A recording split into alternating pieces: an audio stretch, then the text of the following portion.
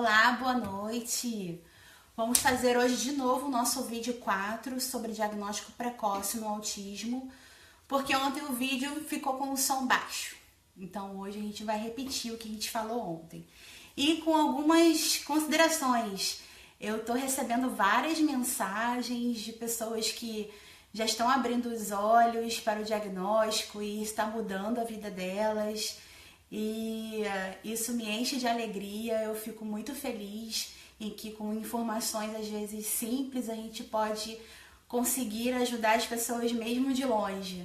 Então isso enche meu coração de alegria e eu fico muito feliz em poder ajudar as pessoas assim, com informações que às vezes a gente não tem acesso e a gente fica meio perdido, né?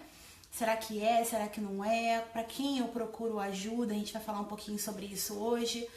E um amigo pessoal meu me contou hoje que a irmã dele já tá abrindo os olhos para isso e eu fiquei muito feliz com isso, porque a gente mudar a vida de uma pessoa já vale a pena, né?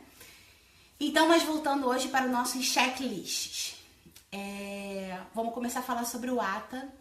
O ATA é um checklist para tentar identificar traços do autismo, mas ele é só feito em crianças acima de 2 anos, então ele não é tão precoce, né?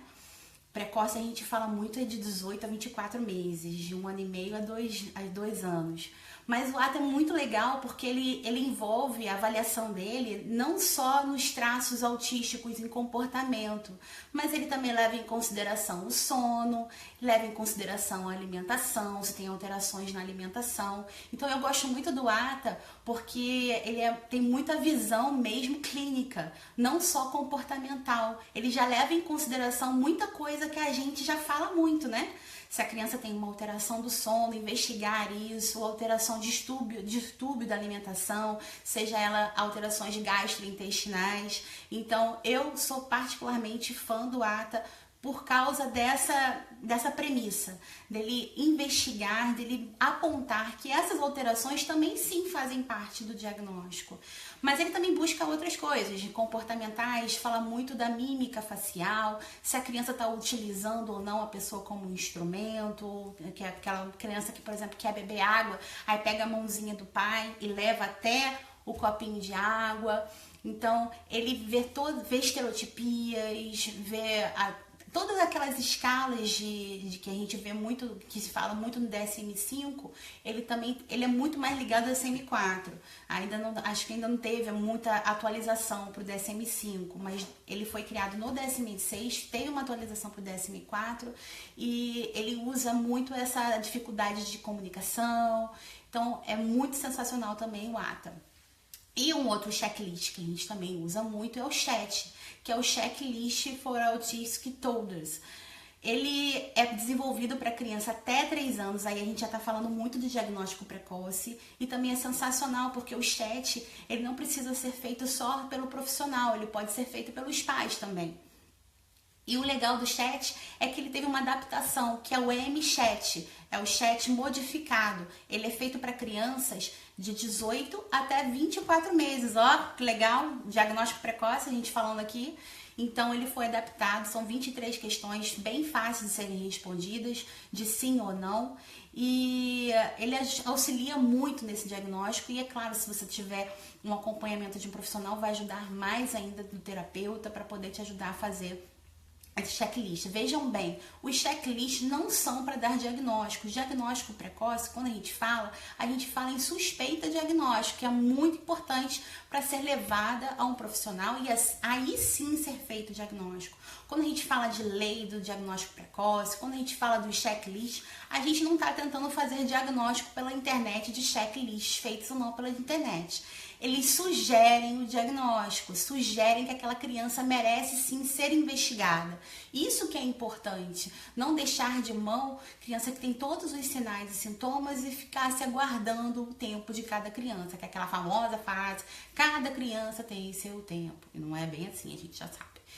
E quais são os profissionais que podem também ajudar então a gente a fazer esse diagnóstico? Primeiro, é claro, o pediatra, A gente vai levar a criança no pediatra e conversar com o seu pediatra sobre a escala de desenvolvimento, para ver se a criança está enquadrada toda a ordem de desenvolvimento normal de uma criança, fazer esses testes, os checklists, para saber se está tudo dentro dos conformes, e tendo algum tipo de alteração, o pediatra ou o pediatra mesmo faz o diagnóstico, ou ele encaminha a criança para um neuropediatra, para um psiquiatra, para poder ser feito o diagnóstico. E quais são os outros profissionais que nos auxiliam muito no diagnóstico? No meu caso, quem me sinalizou assim, o primeiro profissional foi uma fonoaudióloga.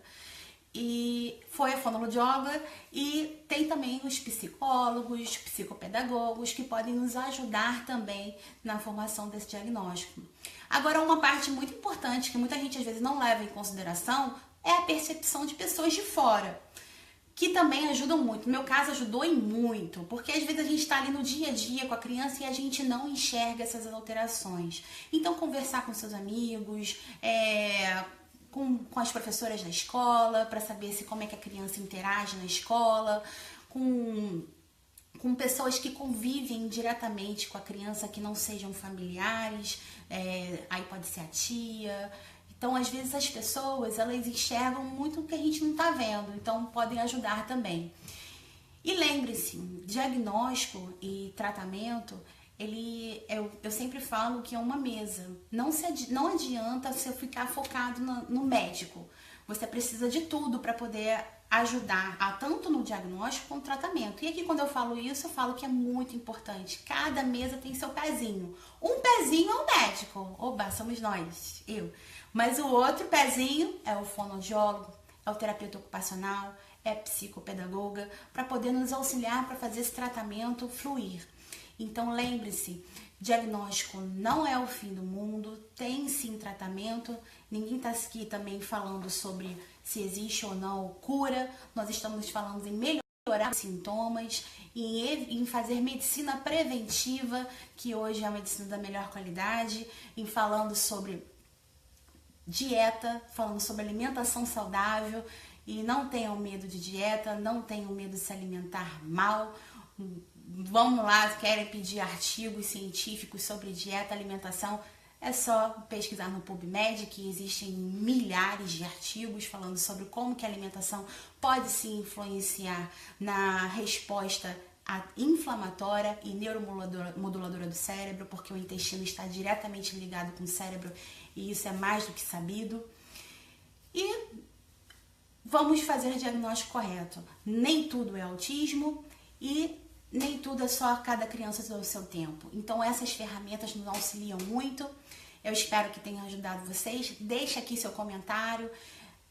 Compartilhe para mais pessoas serem ajudadas. Eu recebi várias mensagens. Eu fiquei muito feliz em poder ajudar as pessoas que agora, agora eu tenho um caminho a seguir para poder discutir até mesmo com o pediatra essas dúvidas. E para, a doutora Tchelle falou que esse sintoma, buscar, pegar a mãozinha e usar como instrumento, ou aquela criança que se isola, ou a criança que tem um tipo de estereotipia, como se balançarzinha as mãozinhas, isso é alguma alteração que a gente tem que investigar? Isso é sim importante ser levado para o seu médico. Então deixa aqui seu comentário, compartilha com quem precisa, um beijo para vocês e deixe também a sugestão para a gente fazer mais vídeos. Um beijo, até a próxima!